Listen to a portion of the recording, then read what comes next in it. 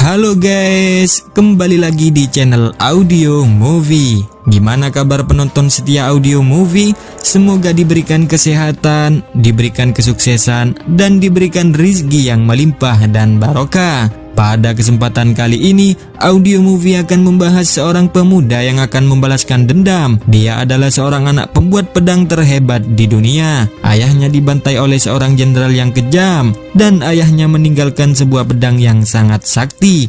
Namun sayangnya pedang itu masih tumpul dan belum diasah. Tak satupun ahli pedang yang mampu mengasah pedang tersebut. Sebuah kisah yang sangat sayang untuk dilewatkan. Tapi jangan lupa apa?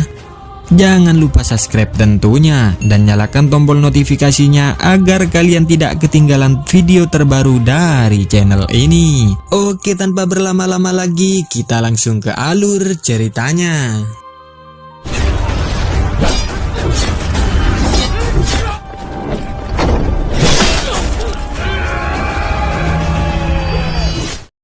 Film diawali dengan memperlihatkan seorang pembuat pedang terbaik di dunia. Ia bernama Meng Yesi. Ia diperintahkan oleh kaisar untuk membuat pedang terbaiknya. Pedangnya diberi nama pedang Hangwan. Tetapi seorang jenderal yang bernama Yauhan telah mengkhianatinya. Yauhan berambisi untuk merebut tahta kekaisaran dan merebut pedang Hangwan tersebut. Beruntung si pembuat pedang Meng Yesi yang sudah mencium rencana licik sang jenderal, ia pun segera membuat pedang keduanya yang lebih sakti. Pedang tersebut diberinya nama pedang Cheng Yin. Akan tetapi musibah datang sebelum pedang Cheng Yin diasah. Hari itu sebelum pedang Hangwan diambil oleh kaisar, Jenderal Yauhan datang ke rumah Meng Yesi untuk mendahului merebut pedang Hangwan. Jenderal Yauhan memerintahkan untuk meninggalkan siapa saja yang ada di sana. Seorang anak pembuat pedang berlari ketakutan. Ia tutup pintu rapat-rapat dan menghampiri ayahnya yang sedang menyelesaikan pedang Cheng Yin. Mengetahui Jenderal Yauhan yang sedang datang, sementara pedang kedua belum selesai diasah, ia pun segera mencampurnya dengan darah anaknya.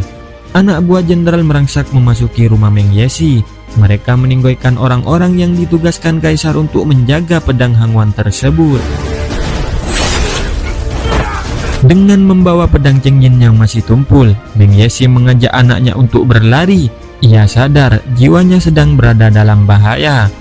Dengan memerintahkan putranya untuk menyelamatkan diri sambil membawa pedang yang belum jadi tersebut, ia pun berpesan untuk membalaskan dendamnya ketika nantinya pedang ini selesai diasah.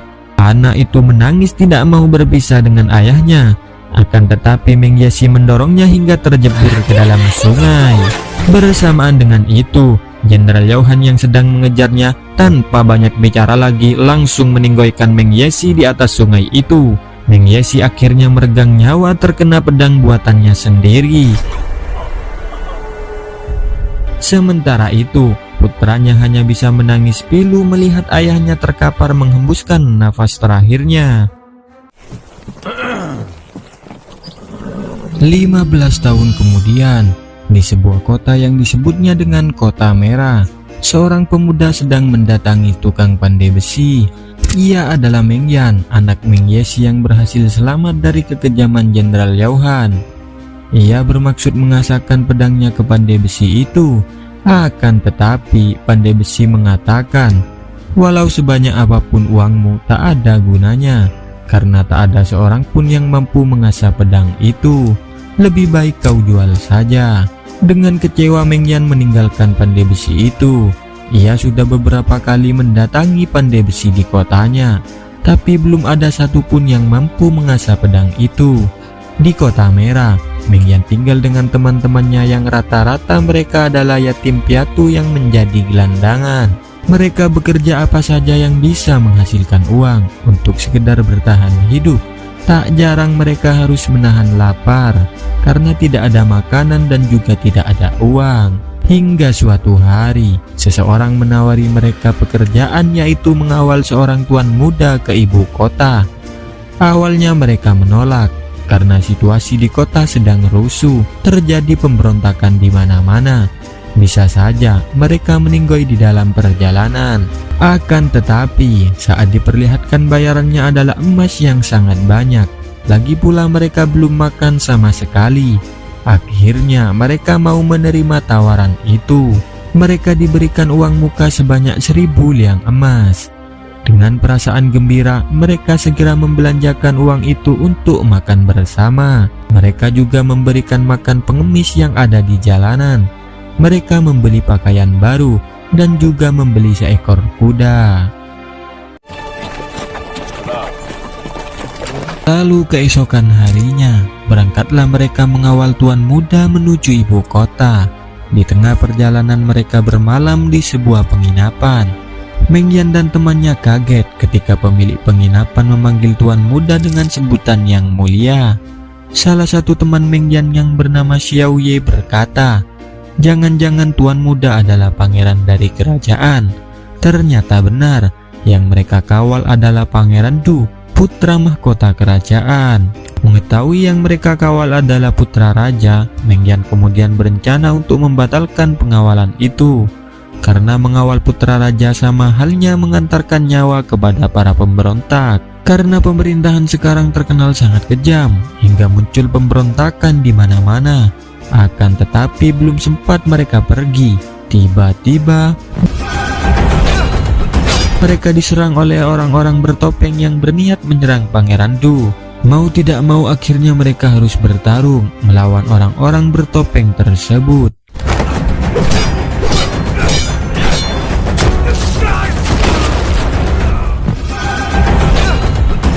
Akan tetapi mereka semua bukan tandingan orang-orang bertopeng itu. Saat Pangeran Du terdesak, Pangeran Du mengatakan, "Kau boleh menyerangku, tapi kau jangan menyerang teman-temanku." Pimpinan mereka mengatakan, "Tidak ada seorang pun yang berhasil lolos saat bertemu denganku." Ia pun mengayunkan pedangnya untuk meninggoikan Pangeran Du. Akan tetapi Meng Yan berhasil melindungi dengan pedang cenggingnya. Melihat kekuatan pedang Meng Yan, ketua pemberontak memerintahkan anak buahnya untuk mundur. Malam itu, Pangeran Du juga Meng Yan dan teman-temannya berhasil selamat. Kemudian Pangeran Du bergegas meninggalkan Meng Yan dan teman-temannya. Akan tetapi Meng Yan mengatakan kepada teman-temannya bahwa dirinya akan tetap mengawal Pangeran Du. Lalu ia memerintahkan teman-temannya pulang terlebih dahulu ke Kota Merah. Meng Yan dan Pangeran Du akhirnya melanjutkan perjalanan. Mereka sampai di sebuah desa yang sudah dipenuhi mayat para pemberontak yang sudah berceceran di sana-sini. Pangeran Du mengatakan, "Yang mengincarku lebih bengis dari pemberontak ini." Saat mereka beristirahat, Meng Yan bertanya, "Kenapa seorang putra mahkota bisa tinggal di Kota Merah?" Lantas Pangeran Du menjelaskan kalau dirinya dulu menentang ayahnya ketika diperintah untuk menyita semua senjata yang ada di kerajaan. Ayahnya saat itu marah dan membuangnya ke Kota Merah. Tak disangka teman-teman Meng Yan menyusulnya. Meng Yan marah ketika teman-temannya mengikutinya, karena itu merupakan perjalanan yang sangat bahaya. Tak selang beberapa lama, Jihu Liu dan anak buahnya datang mengejar. Mereka ingin meninggoikan Pangeran Du. Pangeran Du dan Meng Yan segera melarikan diri. Akan tetapi, 3 teman Meng Yan meninggoy di tangan anak buah Jihu Liu.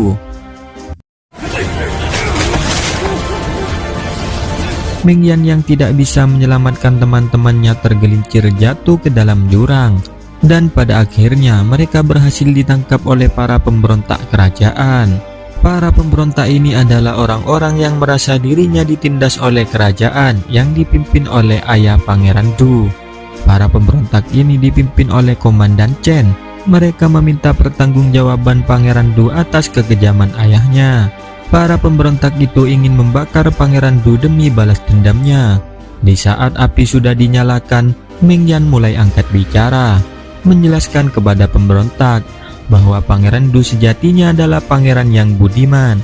Selama ini ia tidak tahu keadaan kerajaan karena dirinya dibuang oleh ayahnya. Dialah satu-satunya harapan untuk mengubah dunia yang sedang kacau ini. Meng Yan mencoba mempengaruhi orang-orang yang mencoba membakar Pangeran Du. Namun tiba-tiba anak dan istri Komandan Chen datang dan mengatakan bahwa dirinya pernah ditolong dan diberikan makan saat kelaparan di Kota Merah. Dan pada akhirnya para pemberontak itu membebaskan Pangeran Du. Dan Pangeran Du berjanji dia akan menjadi kaisar yang baik. Sementara itu, di kerajaan tampak Jihu Liu sedang menemui Jenderal Yao Han. Ia mengembalikan pedang sembari meminta maaf karena tidak bisa membawa kepala Pangeran Du. Mendengar hal itu, Jenderal Yao Han segera menarik pedangnya untuk meninggoikan Jihu Liu karena dianggapnya sudah tidak berguna lagi. Akan tetapi Jihu Liu yang mengetahui niat licik dari Yao Han segera berbalik menyerangnya. Sementara itu Pangeran Du telah sampai di perbatasan ibu kota. Mereka dijemput beberapa pasukan kerajaan yang dipimpin oleh Jenderal Yao Han. Akan tetapi mereka bukan untuk menjemput Pangeran Du, melainkan untuk menghabisinya. Dan pertarungan pun tak dapat dielakkan.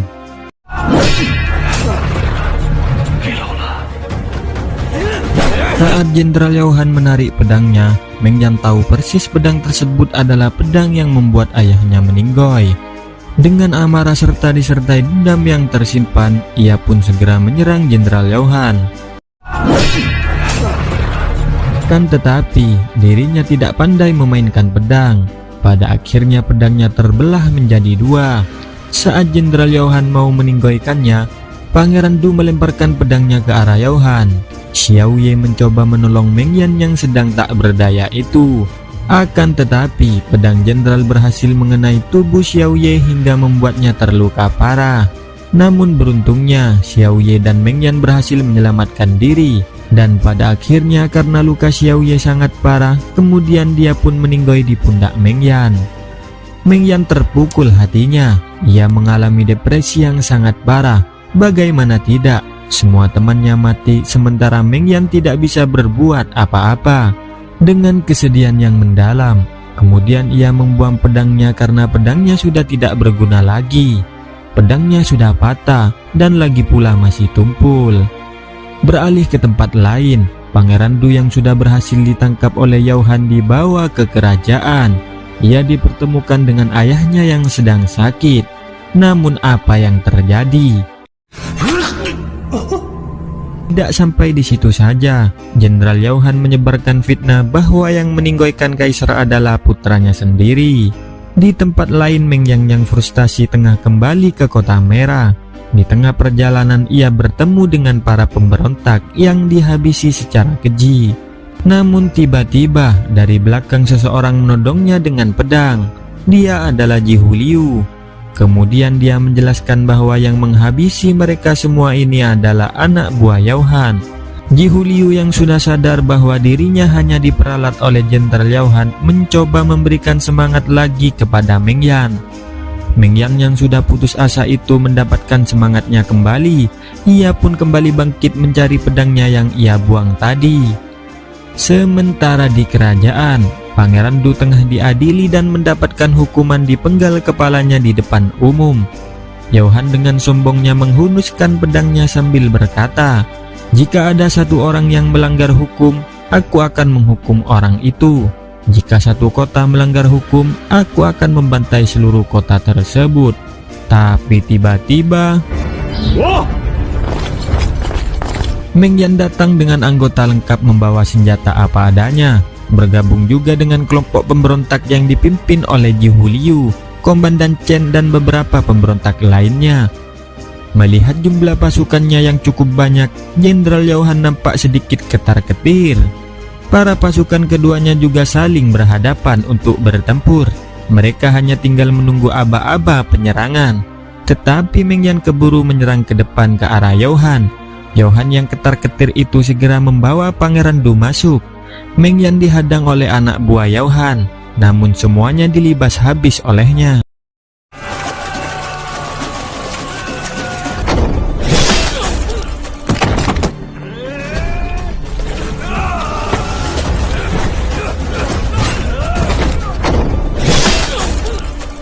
Tiba-tiba keajaiban muncul. Pedang yang sudah pada itu perlahan memanjang dan kembali utuh seperti semula. Ia mengamuk dan membabat habis semua pasukan Jenderal Yao Han. Akhirnya Meng Yan berhadapan langsung dengan seseorang yang telah meninggoikan ayahnya. Pertarungan pun berlangsung sangat sengit.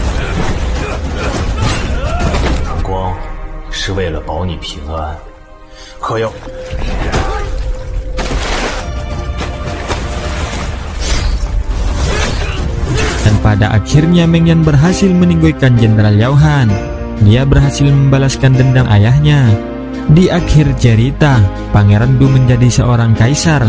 Ia menjadi pemimpin yang baik dan bijaksana yang membawa kemajuan bagi seluruh kehidupan elemen masyarakat di sana. Dan film ini pun selesai. Mohon maaf jika ada salah kata. Saya Akbar pamit undur diri. Sampai jumpa di video selanjutnya. Wassalamualaikum warahmatullahi wabarakatuh.